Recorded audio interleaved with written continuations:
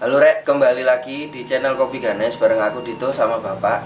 Ini masih edisi spesial Suroan. Jadi kan Suroan itu kan identik dengan ritual atau proses pembersihan benda pusaka ya, terutama keris. Ini nanti kita mau bahas lebih dalam sebenarnya gimana sih proses-prosesnya itu, monggo Pak. Ya, jadi kebiasaan kita pada saat bulan Suro ini saat yang baik untuk membersihkan pusaka. Jadi kalau pusaka-pusaka yang sudah bersih, ya tapi kebiasaan kita itu tiap saat itu pusaka itu diputihkan, terus kemudian diwarangi lagi untuk mengeluarkan pamornya. Diwarangi itu sebetulnya itu yang banyak juga salah arti. Warangan itu kan arsenikum. Nah, kalau dulu sering saya mendengar bahwa keris itu hati-hati loh, keris itu beracun karena dikasih racun. Padahal sebetulnya warangan itu membuat lapisan, istilahnya patina buatan, supaya keris itu tahan, tidak berkarat. Jadi intinya warangan itu kalau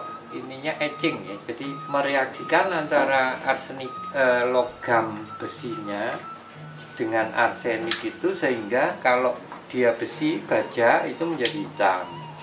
Nah yang pamornya biasanya kan dari bahan nikel. Nah nikel itu terkena arsenikum itu tidak bereaksi sehingga dia tetap putih. Jadi caranya keris itu diputihkan semua sampai betul-betul putih, baru setelah itu dicelup ke warangan. Warangan itu campuran arsenikum dengan jeruk nipis. Nantinya yang itu tadi kembali lagi, yang besi menjadi hitam, yang pamornya tetap putih. Jadinya ada kontras. Jadi kayak kalau dulu mungkin seperti kita cetak film itu kan, cetak film zaman dulu itu kan seperti itu. Oh gitu. Jadi kalau menurut saya, kalau keris itu tidak terlalu kotor. Jadi kalau keris itu sekotor ini, katakanlah sekotor ini, ya mungkin kita perlu bersihkan dengan diputihkan dan segala macam. Tapi kalau keris-keris yang sudah simpanan, jangan terlalu sering diwarangi. Sebetulnya kalau untuk perawatan itu cukup dengan ini, rust proof, jadi menjaga supaya barang itu tidak mudah berkarat. Dan saya memakai ini sudah 3 tahun belakangan ini, terbukti setelah beberapa tahun itu pusaka itu tetap kondisinya bersih. Kalau dia kondisinya tidak terlalu parah, Cukup pakai ini aja cukup ya. pakai ini aja untuk perawatannya itu. Tapi kan sering-sering kita kalau menemukan pusaka-pusaka yang sudah lama terpendam, ada yang sampai seperti ini bentuknya. Ini sekilas kayak barang kali gitu kan, barang dari sungai itu pakai besi terus ketumpuk-tumpukan batu aja kan. Terus akhirnya melekat seperti ini. Kalau seperti ini ya harus dipukuli dulu supaya, kalau saya begini biasanya saya rendam dulu dengan aquades, baru pelan-pelan dipukuli. Jangan sampai terlalu karena kita tidak tahu kondisi di dalamnya. Jangan-jangan nanti dia putuskan, sayang. Jadi perlu sangat ekstra hati-hati. Nah kalau sudah keadaannya seperti ini udah ada bentuknya ya, cuman kayak berkarat gitu. Nah ini umumnya temuan-temuan sungai itu nggak terlalu seperti ini. Oke. Jadi sedimennya nggak terlalu tebal, biasanya juga hanya beberapa 0, sekian mili lah. Itu supaya untuk mempermudah, saya menggunakan palu kecil yang terbuat dari aluminium, biasanya itu di tukang-tukang cincin itu, supaya kalau aluminium terhadap besi ini kan nggak melukai. Jadi Aluminium itu lebih lunak daripada besi. Besi, sehingga pada saat kita pukulkan ke sedimennya ini lepas. Setelah kondisinya itu sudah seperti ini, jadi terutama kan kita mengeluarkan garis-garis yang dibuat empu dulu, itu ada garis sogokan, ada garis pijetan, ada garis gonjo, ini supaya kelihatan. Nah, untuk yang seperti ini saya mendapatkan ilmunya malah dari orang Jerman. Nah itu menggunakan dolomit itu karena tidak mengandung silika. Di sini kita mengenalnya sebagai kapur pertanian. Dia tidak asam, Jadi kebalikan dari cara-cara kita yang menggunakan jeruk, biasanya jeruk nipis atau air kelapa itu cenderung ke asam. Tapi kalau menggunakan ini malah dia posisinya basah.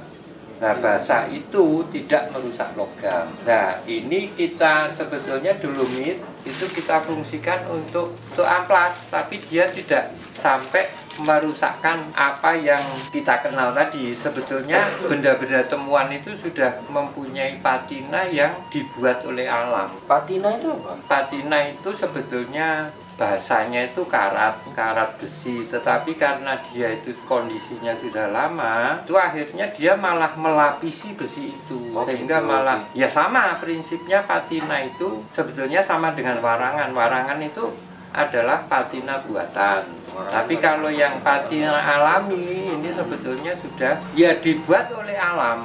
Nah, terutama benda-benda pusaka yang lama ini karena belum mengenal pamor, ya, itu kan nggak perlu diputihkan dulu kemudian diwarangi, karena cara pewarangan tadi kan hanya untuk membuat supaya pamornya keluar. Biasanya kalau barang-barang lama begini istilahnya itu kelengan, jadi nggak perlu banget diputihkan karena tidak perlu kita melihat pamornya. Dan sering terjadi begitu kita putihkan tuh malah bolong-bolong.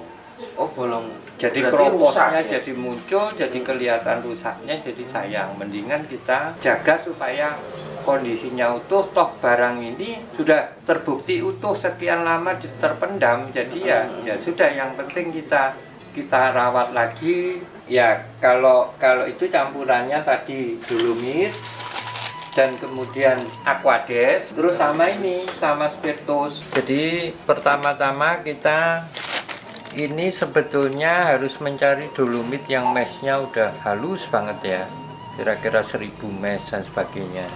Tapi karena ya untuk penghematan dan sebagainya kita mempergunakan dolomit yang dipakai orang-orang untuk kapur pertanian. Ini berarti carinya di toko pertanian. Nah, di toko pertanian banyak dolomit itu. Jadi kita pertama-tama sedikit aja karena ini nggak perlu terlalu banyak.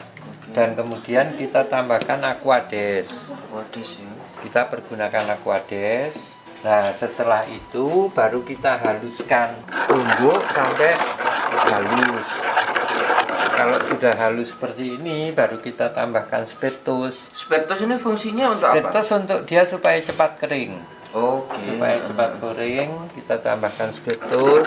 Sekarang kita coba. Kalau kondisi pusakanya seperti ini, jadi karatnya sudah banyak begini, kita oleskan sampai merata. Ini formula ini penting sekali dipakai untuk pusaka-pusaka seperti ini. Jadi dia gabungan antara perunggu dengan musiaji, supaya perunggunya tidak terpengaruh. Nah, setelah itu kita sikat aja.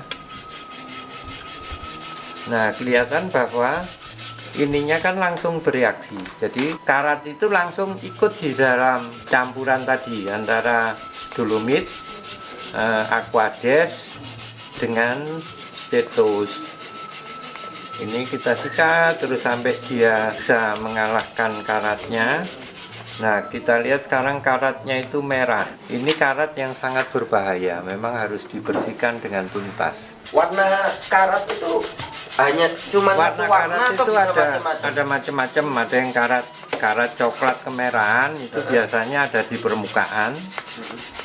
Terus kemudian dia bisa menjadi hitam karatnya. Nah, tapi kalau karat sudah berwarna merah begini, ini biasanya masuk ke dalam logam itu sangat dalam. Nah, ini kita sikat sampai dia kering. Kalau kelapa itu kan nantinya menjadi asam asetat juga, sama aja sebetulnya dia prinsipnya dengan menggunakan jeruk. Tapi kalau air kelapa, posisi pusaka seperti ini antara perunggu dengan besi ini, kan kita ngerendamnya kan jadi sulit. Di mana kita bisa ngerendam kan? sulit. Jadi pengaruh asam tadi akan juga menghilangkan patina dari perunggu ini. Patina perunggu ini kadang-kadang membuat barang itu kelihatan lebih cantik. Di situ patina itu yang warna hijau kebiruan itu. Hijau kebiruan, dan kalau patina di perunggu-perunggu kaca Singosari lebih banyak hitam kehijauan. Jadi kalau hijau begini artinya kadar tembaganya lebih banyak. Kita teruskan sampai dia kering, kita tunggu beberapa saat. Kalau belum bersih seperti ini, kita ulang lagi nanti. Dioles lagi. Jadi ini tapi sudah kelihatan sekarang warna besinya. Kita coba oles lagi. Terus kita sikat lagi sampai dia kering.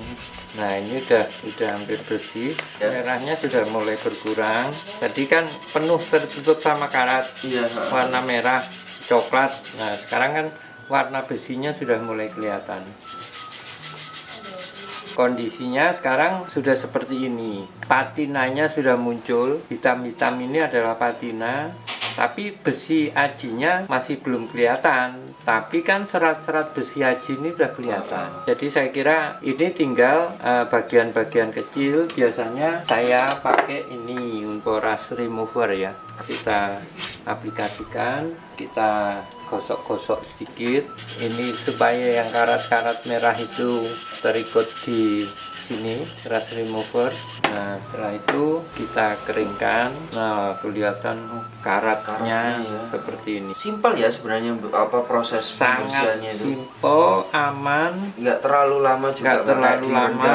berapa jam gitu. Kalau biasanya saya ngerendam ini bisa 1 sampai 2 minggu baru bersih. Nah, dengan ini sebetulnya sudah cukup.